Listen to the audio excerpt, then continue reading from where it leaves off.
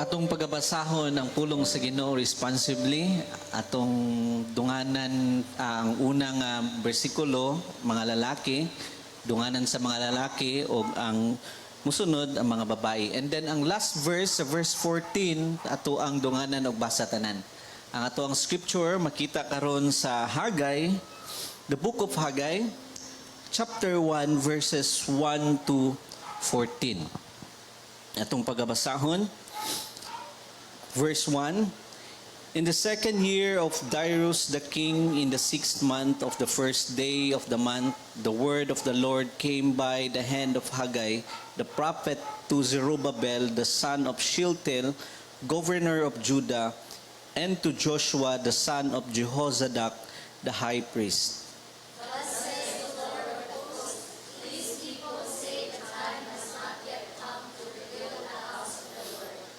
Then the word of the Lord came by the hand of Haggai the prophet. Is it a time for you yourselves to dwell in your round houses, while this house lies in ruins? Now therefore, thus says the Lord of hosts, consider your ways. You sow much and harvested little. You eat, but you never have enough. You drink, but you never have your fill. You clothe yourselves, but no one is warm. And he who earns wages has no put them into a bag with holes. Thus says the Lord of hosts, consider your ways. Go out and build and build a house, that I may take pleasure in it, that I may be glorified, says the Lord. You looked for much, and behold, it came to little. And when you brought it home, I blew it away. Why? Declares the Lord of hosts. Because of my house that lies in ruins, while each of you busies himself with his own house. Therefore the heavens above you have withheld the dew, and the earth has withheld its produce. And I have called for a drought on the land and the hills of the grain, the new wine, the oil on what the ground brings forth, on man and beast and all their labors. And Zerubbabel the son of Shealtiel, and Joshua the son of Jozadak, the high priest, with all the remnant of the people, obeyed the voice of the Lord their God, and the words of Haggai the prophet, as the Lord their God has sent him, and the people feared the Lord. Then Haggai, the messenger of the Lord, spoke to the people with the Lord's message. I am with you, declares the Lord. And the Lord stirred up the spirit of Zerubbabel, the son of Shealtiel, governor of Judah, the spirit of Joshua, the son of Jehozadak, the high priest, and the spirit of all the remnant of the people. And they came and worked on the house of the Lord of hosts their God. May God bless the reading of His Word. Please be seated. Karon, mag-aadto kita sa tuang sa pulong sa Ginoo, and the title of the message karon is Building Faith. Building Faith. The emphasis is building faith.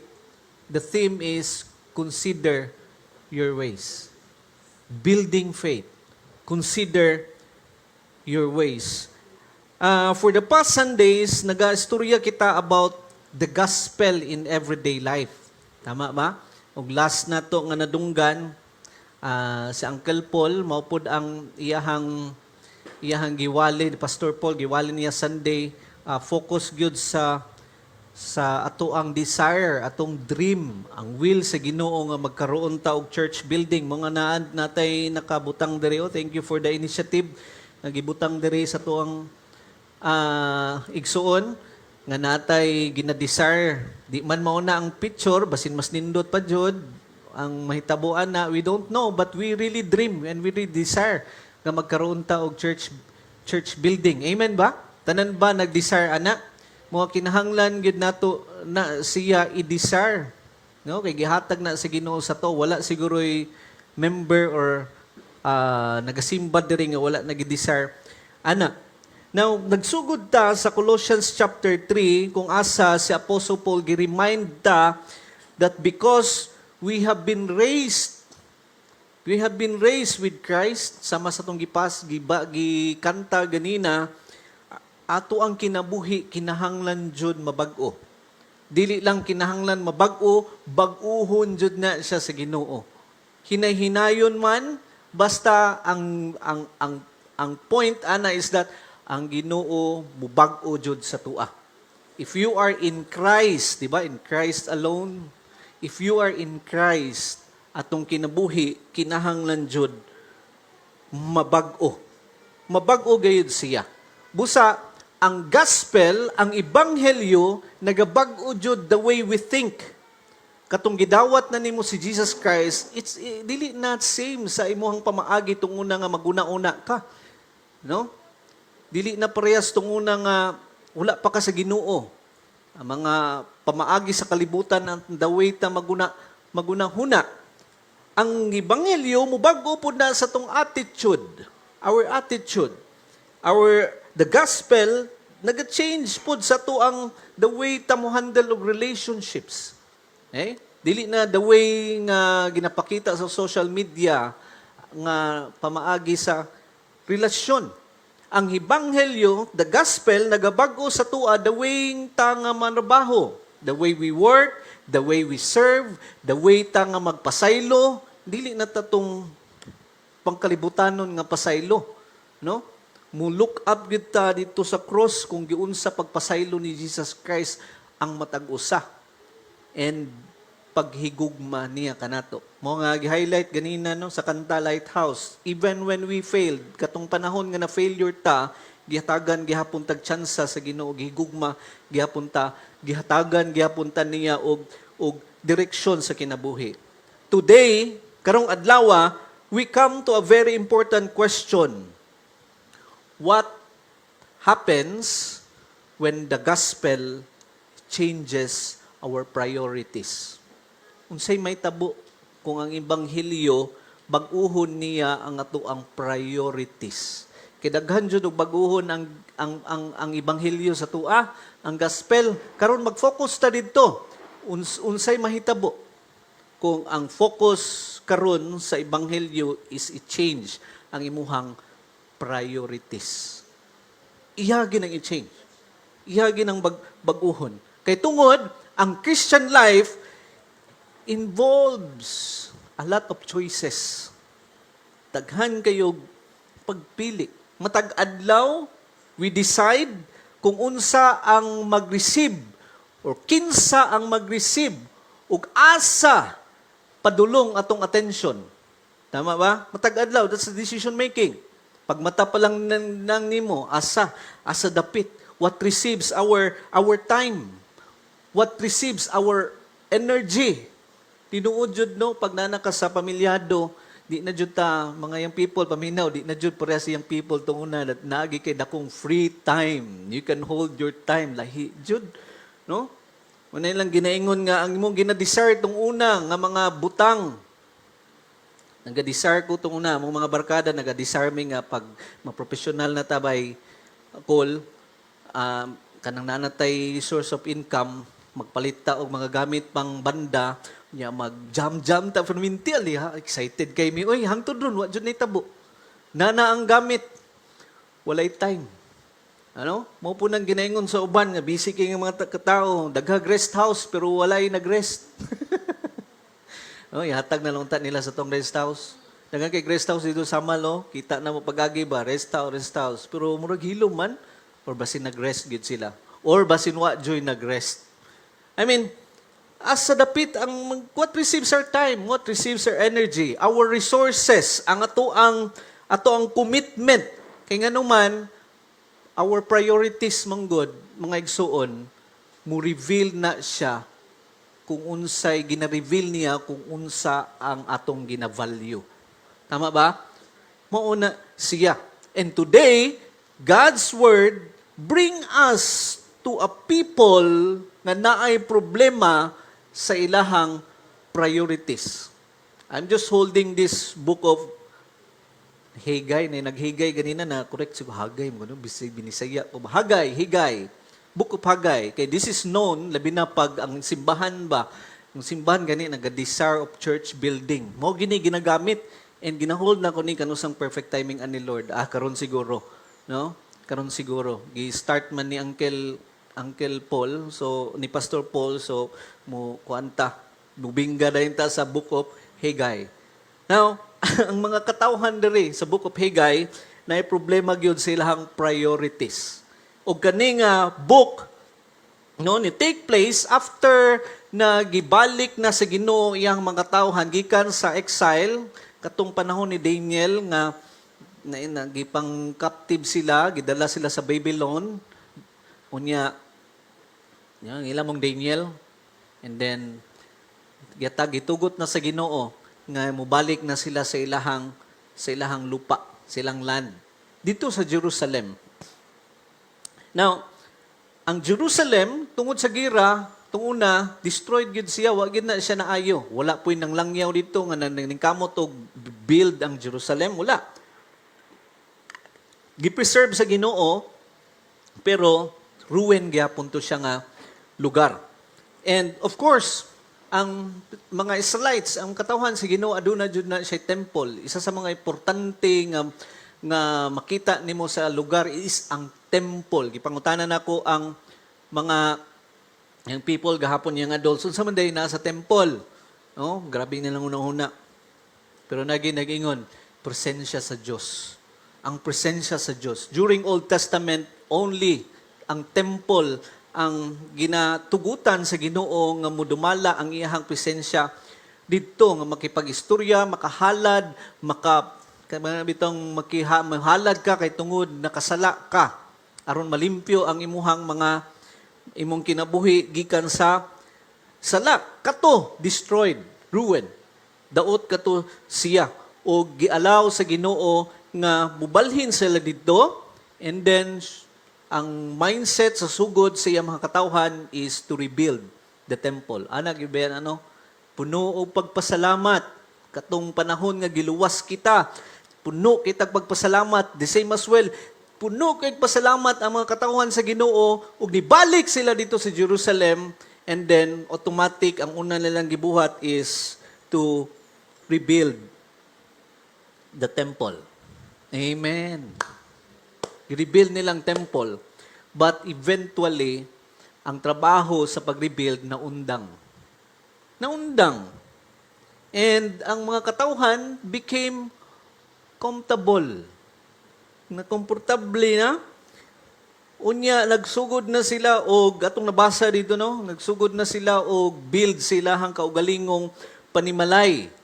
And then, hinahinay na nga nag-focus na sila sa ilahang own affairs, sa ilahang mga own priorities, while ang balay sa Ginoo wa pa jud na human. Gisugdan lang, wa pero wa gihuman.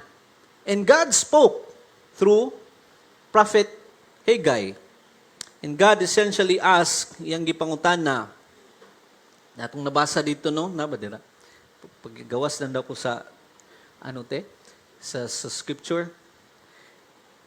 Ano siya, is it time for yourself to dwell in your paneled houses while this house lies in ruins? Panahon na ba nga magsadya, maglingaw, dumala na mo sa inyong mga panimalay while ang balay manimalay sa Ginoo guba gihapon, wa gihapon na ayo.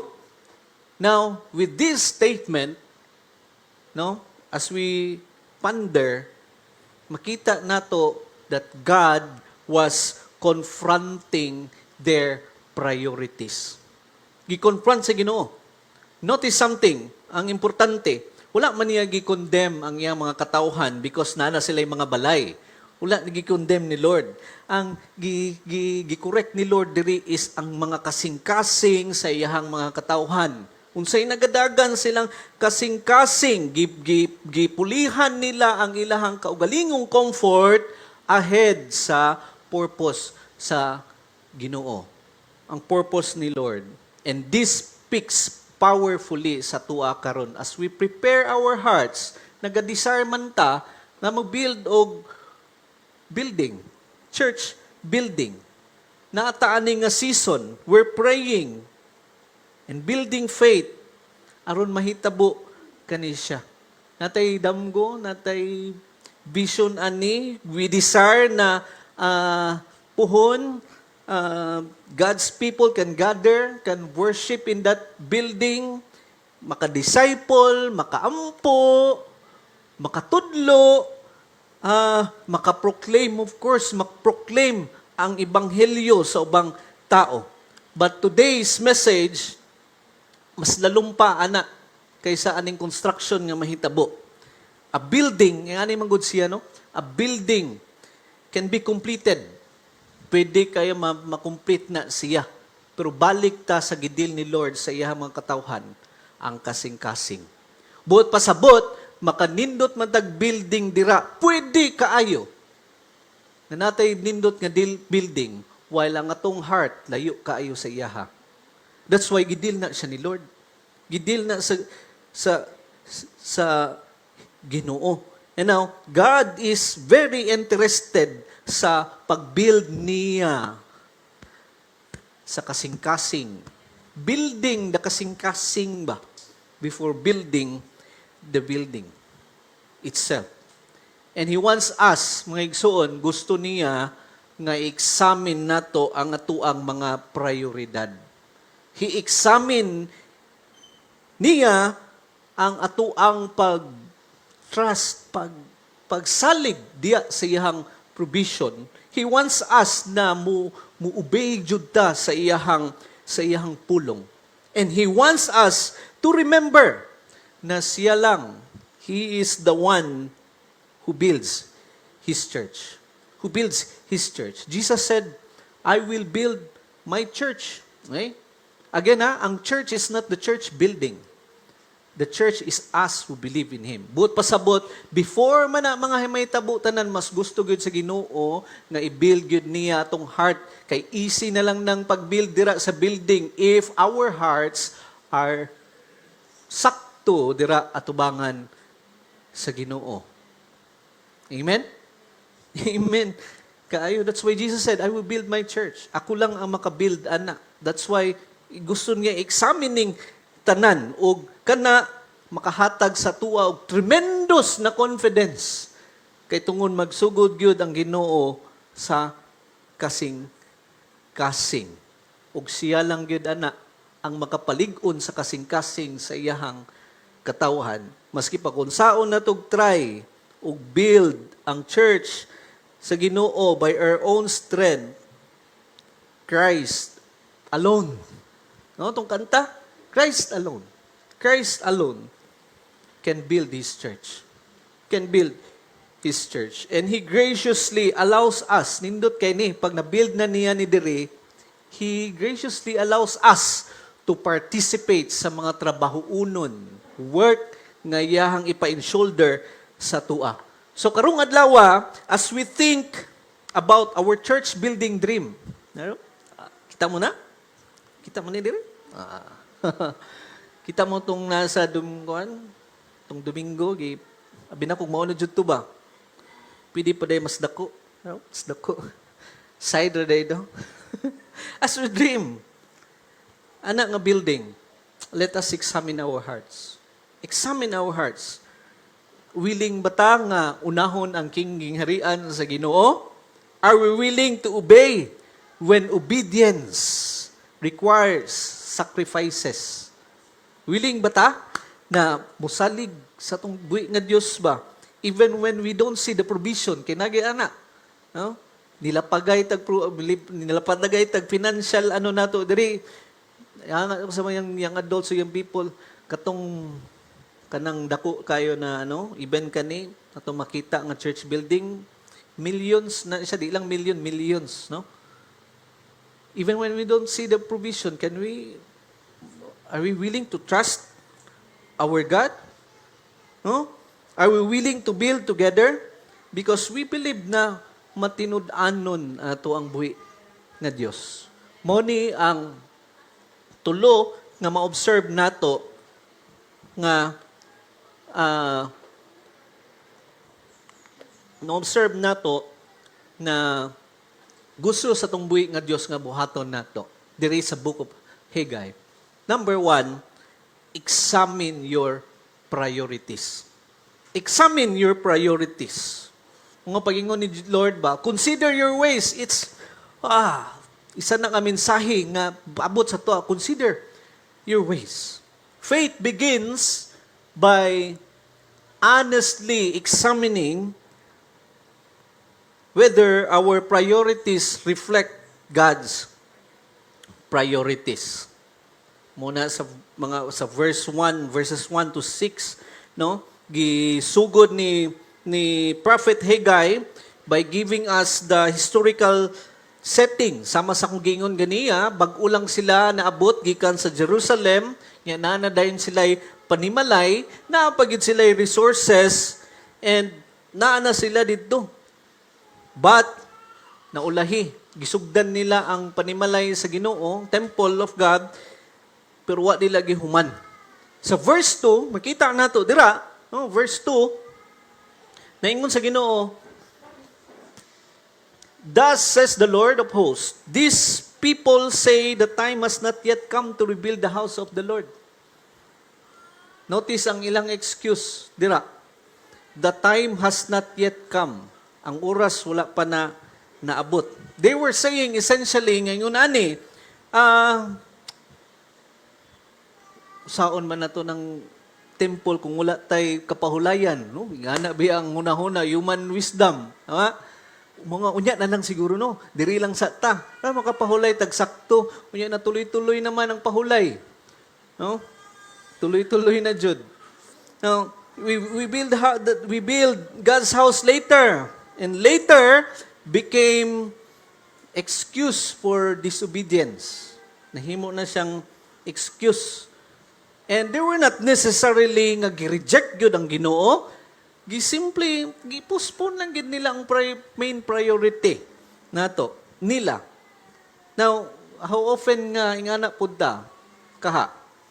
Bitong mo serve na lang ko pag settle down na tanan. Sounds familiar? Niagigig ko involved ko sa I will become involved sa church kung okay na akong schedule. Pag lighter na. How many times I made an excuse? Muampo ko pag kanang easy na ang kinabuhi. Diya na ko muampo. Sometimes, ang greatest obstacle sa pag-obey sa Ginoo is not saying no. It's a continually saying, later. Later na lang. And God responds through Prophet Haggai. Ingon niya, "Is it a time for yourselves to dwell in your paneled house while this house lies ruins?" Gi-confront gyud sa Ginoo ang misplaced priorities sa iyang mga katawhan, and then He says, "Consider your ways." Don't you think na kana nga phrase is grasya sa Ginoo ba? Pwede na unta to sila palayason diretso, pero gitagan pa yung chance sa Ginoo, consider your ways. Remember the song kanina, Lighthouse, even sa exact words sa to, basta ang buot pa sa, even the times na I failed, faithful ang lighthouse, nagyapon siya. No? Gitagan ta, consider your ways. I-considera inyong mga pamaagi. That phrase, perminti na to, makita sa itong pagbasa ganina, no? Consider your ways. Even nga humanon nimo ang chapter, pila raman ka chapter ng Book of Haggai, makita nimo dira ang emphasis aning consider your ways. Ginarimayin kita sa Ginoo to stop, think, examine ang imuhang kinabuhi. Examine your life. Look kung asa dapit nagaadto ang imong kasing-kasing. No? Then, God describes the condition. Sa iyang nakita nga di condition sa kasing-kasing sa iyang katawhan, ingon ani, "You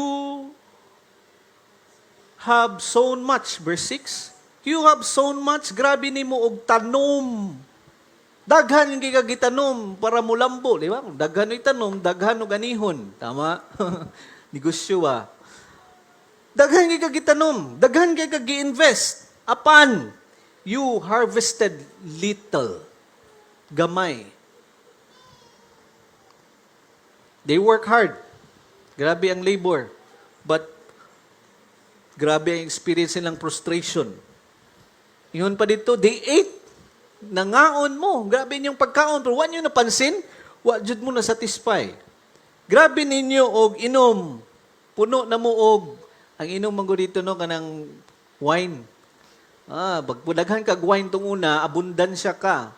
Ang context dito, walay tubig. Di, lisod ang tubig. So wine. Grabe, inom mo wine. It takes a lot of time maka-create kag wine. Daghan na kag wine. Pero, uhaw gyapon ka. Grabe. Nanay tubig, pero uhaw gyapon. Grabe ang pagpaningkamot, daghan na kaag kwarta. Grabe mong business, daghan kag kwarta. Pero, ingon niya dira, mura ra gibutang sa bulsa nga buslot. Jud, sige kahulog, daghan mo tag kwarta. Pero nganong wala man, gipakita na sa Ginoo ng ilang kinabuhi, wala jud na align sa purpose ni Lord. Ingana gid na igsuon. Ingana ka matinud-anon ng Ginoo. Ingana ka may gugmaw ng Ginoo. Gina perminti gid ta niya, gina-remind. That's why there's a lighthouse ba. Ngano man niyoy? Have you experienced that? Dagan naman og kwarta pero murag mangyut. Puno man unta pero nganong di man gyud masatisfied? Are you ready for the I think if God willing, next Sunday, ready na mo sa sunod ani ba? Duol na maguni sila ni ni Malakay. So, isgutan na to na next Sunday.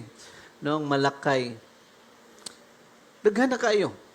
Pero, kulang. Yun. Unang ginaingon nila nga man eh. Itong una nga, walang-wala ko, grabing salig na ko ni Lord, maski walang-wala, satisfied man ko sa presensya ni Lord. Nindot kaayo. Karon nga, pas ka naman yung daghana, anong ma-stress naman hinuon. I think, consider your ways, ingon ni Lord. Consider it. Maybe masinlahi ang wala sa alignment, sa purpose sa Ginoo. And ang gospel, maghatag sa to ang ultimate example of God's priority. Wala niya gidelay ang kaluwasan. The moment nga gi-receive nimo ni Lord, wala siya nagingon nga ugma na ka nako luwason ha. Kay matulog sa ko. Wala. Automatic, when you receive the Lord Jesus Christ, automatically He said, you're mine. Salvation is yours. Salvation is assured. Gi-priority gina siya sa Ginoo. Nga wagid siya nag-ingon nga so ugma na lang ka Jesus. Ayaw na lang masakitan man ka. Labad og ulo ning atong gibuhat. Masakitan ka. Wala. At the appointed time, the Father, God sent His Son. And the perfect time, Jesus came. Niabot si Jesus. And perfect time, always Jesus obeyed. Need tuman siya. Jesus suffered. Jesus suffered. Namatay pagyud siya. He rose again. Makita nato that Christ willingly sacrificed Himself aron i-accomplish ang atuang redemption.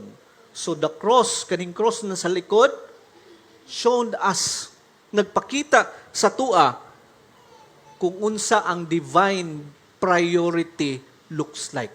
Kung nalibog na kasi mong priority, pwede ko mo tindog diri para maubos-ubos, para maklaro nimo ang cross. Nabi cross dito, duha na ka cross na diri sa building nato. But pasabot, mag-remind gid ni priority. Say priority nato. Kung nalisang na ka, nalibog na ka, kinsay priority, the cross will remind you. Divine priority. Our Lord Jesus Christ placed ang will sa iyang amahan. Wa niya gidelay. Above pagid na sa iyang comfort. He is God. Pero, okay naman ginunta siya dito. Pero, di ba gayud siya. Therefore, when we examine na atong priorities, we look first to our Lord Jesus Christ. Tanawo na to si Jesus, our Lord. In Christ alone, siya lang yun ang ato ang tanawon when we talk about Jesus. Because He is our foundation. Foundation gina sa tanan natong decision making. Foundation na sa tanan. Murabag, ang balay, maski pag nindot kay ng balay, mo invest ka sa mong balay, nga nindot na jud kayo, pero weekday ang foundation ana, be ready sa storm.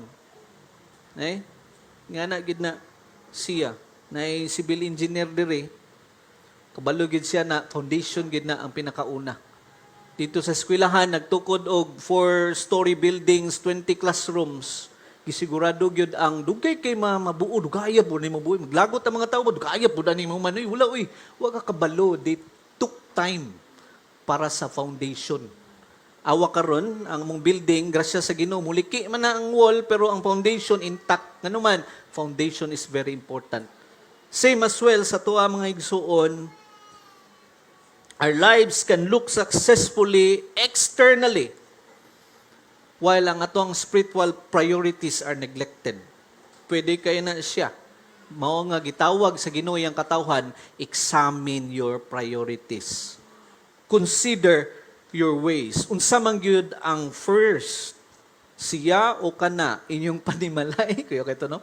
Panimalay ninyo o ang temple ni Lord. Maingon ni John Calvin, ingon niya, our hearts are a perpetual factory of idols. Labi na karon, no? Daghan kayo magsinamok sa tong unahuna. Daghan kay ta gina-desire. Ano man makita nanto sa social media nagadream ta nga ingunani unta ko. Ingunani unta ko. Mga we will continually remind ourselves, even ang atong mga young people and young adult, daghan kay na makita sa social media na gusto nila mahitabo silang kinabuhi.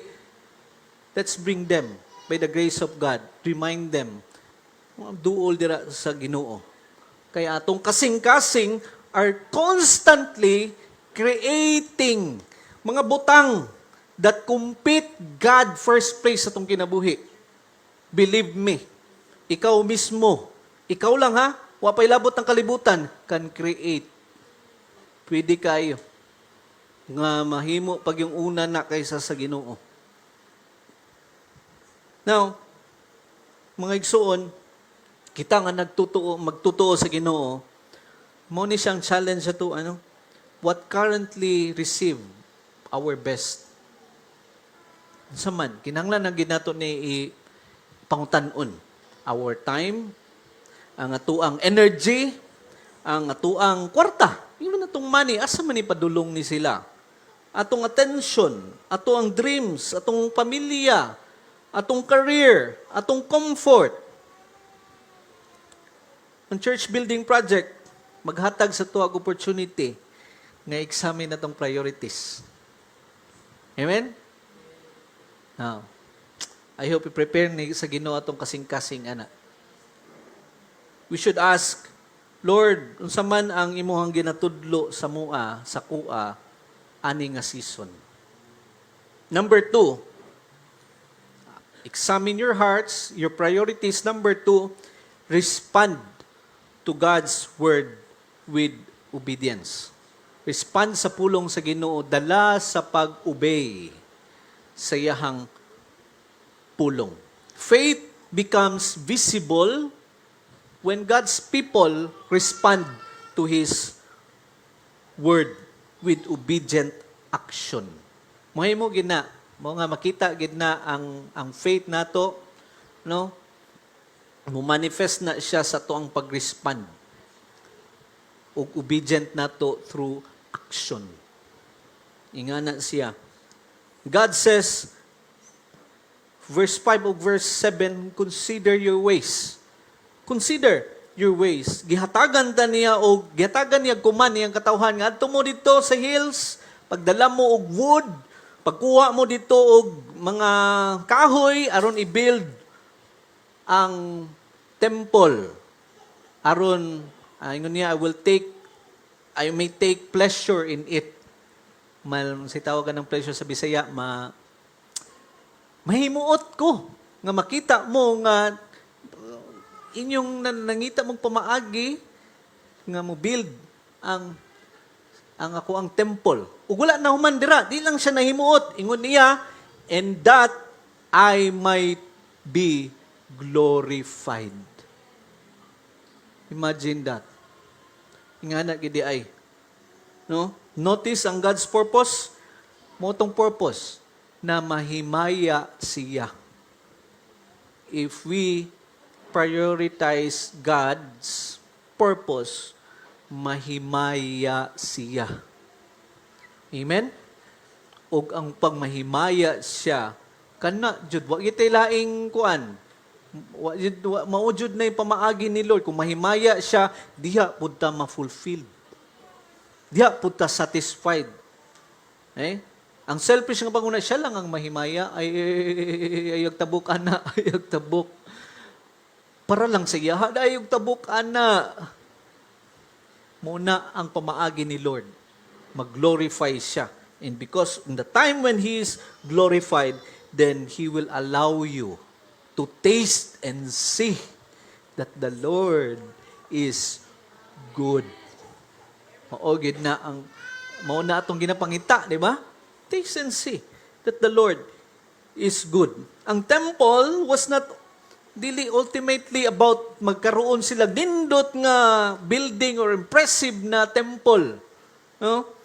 It was about God's glory para sa iyang himaya. The building, mag-serve na siya kung asa mag-worship iyang katawhan.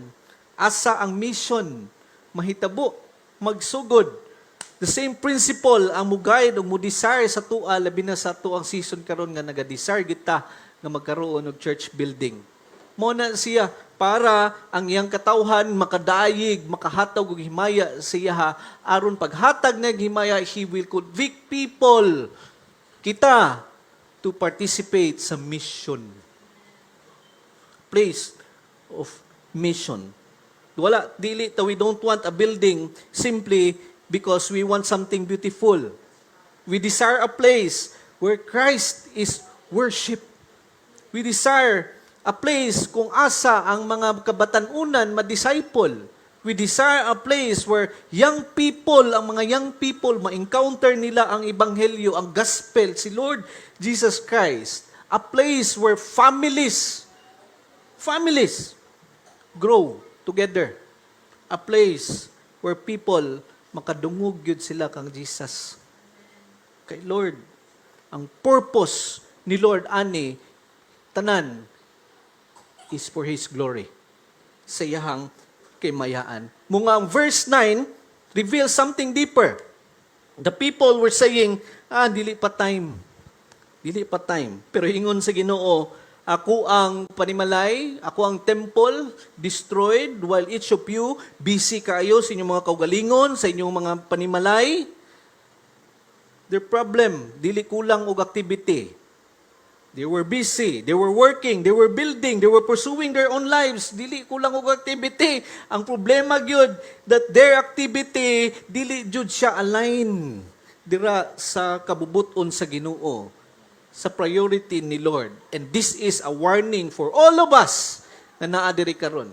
For all of us nga naa diri karon nagsimba. We can be busy. Pwede kaya na, we can be busy and still miss God's purposes. Lord, as I ponder today, siguro na, Lord, let those busiest, crazy busy kayo dito sa eskwelahan, dili ni magpugong sa kuha sa pag-una kanimo. Kaya pwede kayo mahimo kang busy and miss God's purpose. We can have full of schedules pero empty kaya itong kasing-kasing. We can accomplish daghan ng mga butang and neglect kung unsa gid ang nagamatter eternally. Mo nga ang Bible gid mag-remind sa tua, focus sa butang. Ito above, diri sa kalibutan. Ayaw pag-build, ingon pagay dito no sa pulong niya. Ayaw focus sa pag-build og mga butang diri sa kalibutan. Kay mawagtang ra gining tanan. Huwag madala. Mo akong gingon sa mga people paghapon. Kato si ang gipost sa Facebook si Makoy Portado, mamaog kaagi ba kana bitong nagdako nga musician niya nagsugod sa gamay nga church kanang niya hangtod gibless ni Lord nga nahimong noon nga gitarista, gitarist ni Casey Tandingan og ni TJ Montero sa ba to? Montero, sakyanan na itong Montero. Si TJ, you know, kani mga sikat nga mga Christian artist, hindi mo siyang gitarista. Nindot kay mga gitaran, gina-follow na ko siya. Mao nga nagsugod ko gitar-gitara dito sa Facebook, kay tungod niya, kikita na ko, pwede na no? Si Makoy, nindot kay mga gitara. We pray for their family, kay namatay man siya, na heart attack. 37 years old, bata pa kayo, no? Sakit yung dugan, siguro una ba? Tingala na lang ni si Pres, taga-tanaw ng Facebook, siya rin akong ginatanaw. Siya rin ginatanaw, sakita sa dugan. And then sa iyahang lungon, na dito ang iyahang kanang noon man siya nga nag-eyeglasses, na dito, wa na dala. Na po dito ang pick sa gitara, wa nadala masigamay, wa gyud madala masigamay. I mean, not Makoy is a non-Christian nga nag-encourage gyud. I mean, if our desire, priorities is more on things, building things diri sa kalibutan, by God's grace, ask for help. No, nga matanggal ka ana. Focus on the things above. Sa gingharian sa Ginoo. Gidemonstrate ni Lord Jesus Christ ang kaning perfect obedience yun. Sa pila niya katuig nga nabuhi dito sa kalibutan. Even the time dito sa Gethsemane, he prayed, naman siya sa 100% human biya siya. Kabalos siya ba nga, kunang lutuson siya. I-persecute siya, i-mock siya, luwaan siya, sumbagon siya, dunggabon siya. Mamatay siya, sakit, yun ang painful yun ang iyang agion. Kung pagampo niya, kurug-kurug, not my will, but yours. Yours. Perfect obedience. Ang iyang pagpili sa will sa Ginoo, gipili niya ang cross, gipili niya ang suffering, gipili niya ang obedience, and because Christ obeyed hangtod sa iyang kamatayon, na-reconcile ta. Na-reconcile ta. Importante kay na igsuon. Labi na pag moabot na ta sa kamatuuran, nga mawagtang ragid ta diri. Now, we are afraid to die. But take heart, we are reconciled. After this, there is life after death. Amen? There is life after death. Ang obedience, today, gikan na siya sa obedience ni Lord Jesus Christ. Mga siya gyud atong example, we obey because He obeyed. Mga kung naglisod ka o obey karon, tanawa si Lord Jesus Christ. Makita nimo what matters the most.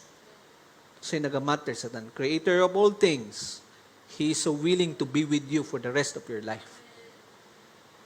Now, ang blueprint ba?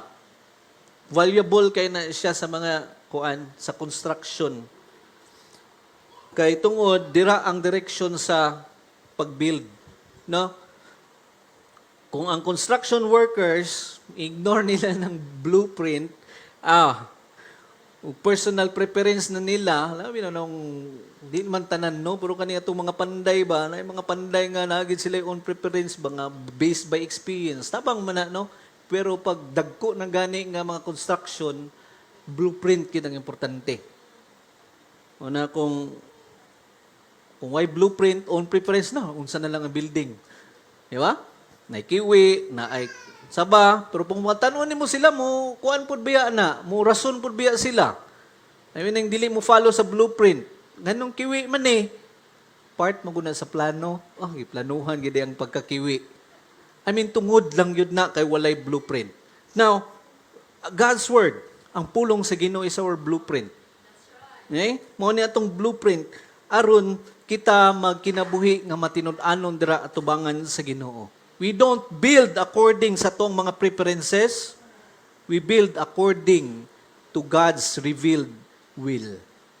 Will niya. Mga ingon ni Charles Spurgeon, by perseverance, the snail reached the ark. Bitaw, no? Noon, magunay si Charles Spurgeon nga, kanang humorous ba? Bitaw na kuna-una mo, anak, na sa arka, na papilbi ang snail dito, dugaya din naabot, no? I mean, perseverance. But pasabot ba? Ang small acts of faithfulness or obedience, consistently nga gina-practice na to, mo accomplish gid na siya sa gusto sa Ginoo. Amen? Maski pag hinay-hinay, murag snail. No? Pero nagapadayon. Nakita bitaw na ko tong church dito sa Tagum, beside lang na siya sa highway, na blueprint, bata pa jud ko itong una, na Pentecostal man to nga simbahan. United pa man siguro to, United Pentecostal. Blueprint niya. Pag-agi na ko dito, itong una, bata pa jud ko, magmato kog Davao. Sin pa lang. Taga-agi, dako na lang ko. Ginahuman, no? Karon kumpleto na. Nindot na. Pila po ito katuig. Andam ba mo na? I mean, it's okay. As long that God is building the heart of His people. Mahitabo. Gayon na siya. Now, as Christian, dili na to nga the only way for perfect circumstances nga moobey ta kay sa Ginoo. If God calls you to obey, then obey. If God calls you to serve, serve. Kung gitawag ka sa Ginoo nga muhatag, give. Malakay ta next Sunday. Anda mo na tong kasing-kasing. No? If God calls you to pray, pray. Pray. Attend prayer meeting if you can. Mas nindot gayud na siya. If God calls you to participate, participate. Kung gitawag ta sa Ginoo to build, participate. Be involved. Let us build with faith and obedience. We don't know exactly unsaon sa Ginoo pag-provide, pero we know that God will be with us. And we know that who God is. Kung kinsa siya. And here's number 3. Kung mao kini siya, trust God's presence as we build. Trust God's presence as we build. Faith moves forward with confidence kay tungod God is present with His people. God is present with His people. Sa verse 12, no, gi-remind ta dira, powerful kay na siya. Kay ingon niya diri, then Zerubbabel, the son of, bala na mo ma-pronounce na ha, di man ta ma-impirnohan eh. Shealtiel, magnaana pa niya ako ang Zerubbabel, ako na lang skip, and Joshua, with all the remnant of the people, obeyed the voice of the Lord, their God. Something nag-trigger sa ilaha, nga ni-obey gid sila. Something changed. Nadunggan nila ang pulong sa Ginoo, and then they considered their ways. Ning obey sila, and immediately, pag-obey nila, God gave them the promise. Ang pinaka-importante gyud sa aning a season. Verse 13, ingon niya, then Haggai, the messenger of the Lord, spoke to the people with the Lord's message. I am with you, declares the Lord. Kana ang pinaka-the best na promise nga gihatag ni Lord. Wala siya nag-ingon dira, I will give you everything you need. Don't you know, nakulang na siya? No? Everything you need. He said, I am with you. That is complete. That's complete.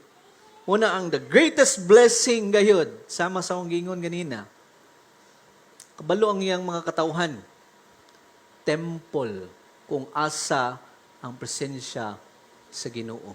Mga gidala-dala nila ng tabernacle during Moses' time. Kaya dito, Pwede ra good bisan asa, pero makasasala ang katawhan, di makaya ang presensya sa Ginoo. Mga matay dayon. No? Pero gyatagan gyud og chance sa Ginoo iya mga katawhan nga makita, ma-feel ang presensya sa Ginoo. Makauban, di lang ma-feel. Kanag yung makauban ang presensya sa Ginoo. Mas mo nga 40 years sa sige nila og bakta sa wilderness, nakasugakod kay nganuman, maski wa part to silang consequence, nakasugakod kay nganuman, una-una nila ginalaw sa Ginoo ba dugaya kagit sa akong mga katawan nun, I'm with you. Don't doubt. My presence will be with you. Ug mao na ang greatest blessing sa Ginoo sa tua. The people needed God's presence more than they needed materials. Amen? More than money, presensya sa Ginoo, importante kayo. More than manpower, more than resources. They needed God. And verse 14 says, and the Lord stirred up the spirit of Zerubbabel and the spirit of Joshua and the spirit of all remnant of the people, and they came and worked on the house of the Lord. Unsay gingon dira? Ang Ginoo stirred hearts. Ang Ginoo gave them willingness. Ang Ginoo gave them unity.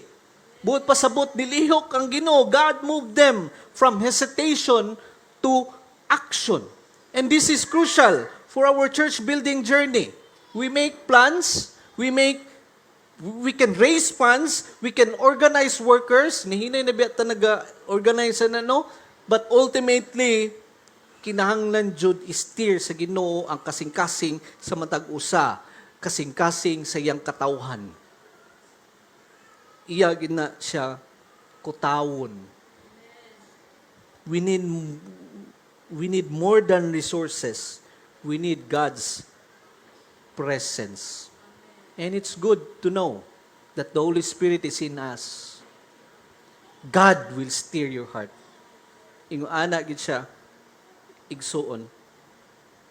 Mga nindot, mga si Jesus Christ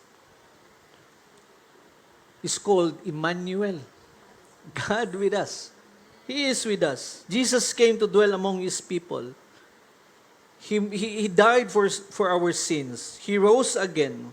He promised to remain with His disciples, and through the Holy Spirit, Christ dwells in His people. Mga kung gingon sa inyo, ready.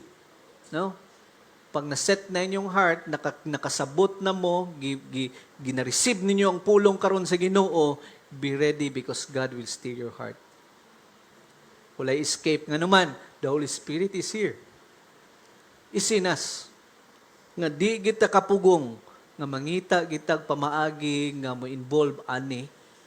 Kay tungod isa ang ato ang ginaunahuna, this building is for God's glory. This building is para sa iyang kahimayaan. And this building, kay iyaha man ni, siya ang mag-provide sa tanan. Amen? Mga kinahanglan ang mga tag-usay, God will not use only one person na mo-operate.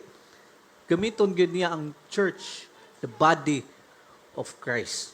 Kitang tanan, wala excuse. Gamiton jud ka. Gamiton tang tanan. Kaya ba kung heavy object, di makaya sa isa, pero makaya na pagdaghan. Inga na man ang pamagi ni Lord. Kung isa lang dira, ma-exhaust ang isa. No? Kinahanglan ang matag-usa. When everyone takes hold and works together, the burden becomes shared. Building God's work is similar. Some can pray, some can give, some can work, some can encourage, some can organize, some can provide skills. Everyone na i-chance nga mo participate. So, ang pangutana karon is this, Lord, unsaon nako mahimong matinud-anon sa pag-participate sa imong pagabuhaton. Muna atong pagampo, muna atong ato ang ipangutana kay Lord, no? Lord, how can I faithfully participate in what you are doing? Hudson Taylor famously said, God's work done in God's way will never lack God's supply. Amen? Kung sa gaytong pamaagi ni Lord, He will steer each heart. Kitang tanan ma-involve ani. That's why I will continue to challenge you. Pray for it. Naas na nako na kuan na nako ni mga people, young adult. Did you pray the whole week? Tanan sa inyong devotion, gapil ba nimo ang desire nato kay nagkahiusa man ta, no? We dream about that. Kiampo ba nato na? Iampo. We pray. No?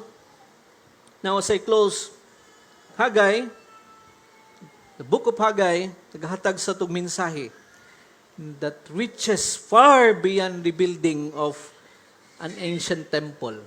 Ipakita diri ni Lord na magsugod siya, i-reach niya ang atong mga kasing-kasing. Atong kasing-kasing kay kung dili, ingon ani no, kung dili gani ma-reach ng kasing-kasing, puno ng pagbagut-but. No? Puno nag-complain, puno nag-excuses. Puno na og, mangita gikag pamaagi nga di ma-involve. Ingana siya. Mga ingani ang pamaagi sa Ginoo.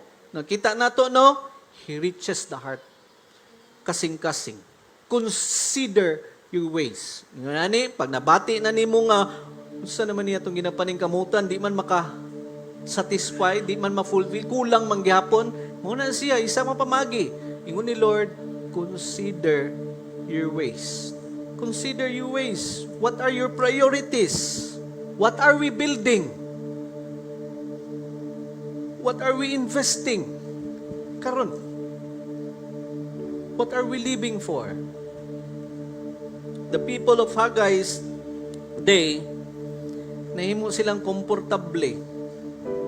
Nauna ang ilahang panimalay, pero ang temple remained unfinished. God called them to wake up, bangon. Ay, bangon. Mata. Mata o bangon. Sa tawhanon pa, huy! Ay, ano ba si Lord? Mata. Reconsider. Obey. And build. Then when they obeyed, indot. Pag mo-obey na ta, kita na to diri, no? God gave them this promise. I am with you. I am with you. Today, we are also in a season of building faith. We are praying for a church building, Lord. We are dreaming about a place where God's people can gather. A place where children can learn God's word. A place where young people grow in Christ. Lugar kung asa ang mga pamilya mag-worship. Lugar kung asa ang ebanghelyo ma-proclaim. Kung asa ang mga katawhan makaduol gayud ug makabaton og kaluwasan when they find our Lord Jesus Christ. But before God's build a structure, He builds His people. Magsugod gid siya sa tuwa. Amen? He build these people. The first building project, igsoon, is the human heart. Atong kasing-kasing. Before we ask, Lord, will you provide a building? Atong yung i-ask, Lord, will you build our faith? Build our unity nga magkayusa midiri sa simbahan. Build our obedience. Build our prayer life. Kay kinahanglan jud yung marabag call ni sa Ginoo sa tuwa, matag usa, walay excuse. Ampuan jud nato. No? Istorya kita sa Ginoo. Build our love for Christ. Build atong commitment sa gospel. Because if God builds our hearts, He can use our hands. Dali na kayo na. No? Basin day ako, ma-unlock day itong padatuon day ko ni Lord. Ay, dili day. No? Basin, no? I don't know. Basta magsugod yun sa kasing-kasing. Magsugod yun dira. And if God steers our hearts, He can accomplish His purposes through us. Remember what kung sa gingon ni Jesus Christ, I will build my church. That is our confidence. We are not the ultimate builders. Christ is. Our Lord Jesus Christ. We participate, we pray, we give, we work, we sacrifice, we encourage, but Christ builds. Christ builds. Therefore, dili gyud ta mag-move forward with fear.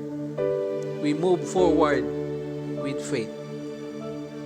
We don't ask, do we have enough? Kung pangutanon na to nakita na tong financial report na to, kulang ko dili. Kaya, we ask, is God faithful? And the answer is yes. Yes, kayo. Faithful kay si Lord. God was faithful to His people. Panahon ni Hagay, I believe God is faithful. Hangtod ron. There's a lighthouse nga mo, remind sa tua, I'm always here. I'm faithful. Matinud-anang. Let us trust. Let us respond. Let us examine our priorities. Let us respond to God's word. Let us trust His presence. And as we continue to this journey of faith, we say together, let us rise up and build. Not for our name, dili para sa tong comfort, dili tungod sa tong reputation, pero isa lang yun, no? For the glory of our Lord Jesus Christ. Mga nindot na nga tanawon. Una-unaon karon padla, enjoy na nato sa tong una-una. And when the building is eventually standing, anak ko sa mga people, tanaw ninyo, kita ninyo, sunod makaingon tag, nindutag iday no sa pamaagi ni Lord.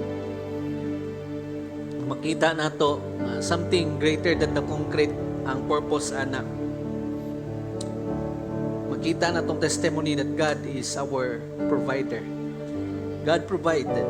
God sustained kung nag-steer siya sa iyahang katauhan. And He is faithful. And may everything we build point people to the one who said, I will build my church, our Lord Jesus Christ. The Lord Jesus Christ is the ultimate builder. Jesus Christ is the foundation. Our Lord Jesus Christ is the head. Jesus Christ is the glory. Therefore, kaiksuunan, consider your ways. Amen? Consider your ways. Consider your ways. Let's bow down our heads and let's pray. Amahan na mong anak sa langit, salamat sa imong pag-remind ka namo sa imong pulong. Tinuod gayod na daghan og panahon, Lord, nga nalibog kami sa mong prioridad, pero gi-remind mi nimo, Lord, unsay mas importante o unsa kinahanglan namo i-priority. Salamat amahan kay magsugod ka sa pag-build sa imong simbahan sa kasing-kasing sa imong katawhan, and you will stir the hearts of your people. Aron kami, Ginoo, will be gladly participate sa imuhang buluhaton. Mga amahan, padayon ka nga mag-remind sa mua to examine our priorities. As we examine our priorities, Lord, mo build among faith dira kanimo. And continue, Lord, nga tabangin kami nga mo respond sa imong pulong nga adunay obedience. Aron, Ginoo, ang amoang faith mahimong visible amahan sa tanan. O amahan, padayon ka nga hatag ka namo og kadasig kay tungod ang imong presensya magauban kanamo. Na makita namo, Lord, na ang kaning tanan para sa imong himaya. So that, Lord, kung mahitabo na kini, even right now, nag-start kami gingon, taste and see that the Lord is good. Salamat, Amahan, sa imuhang mga pulong. Dasigi kami. Strengthen our faith. In Jesus' name we pray. Amen. Amen. Atong palakpakan atong Diyos.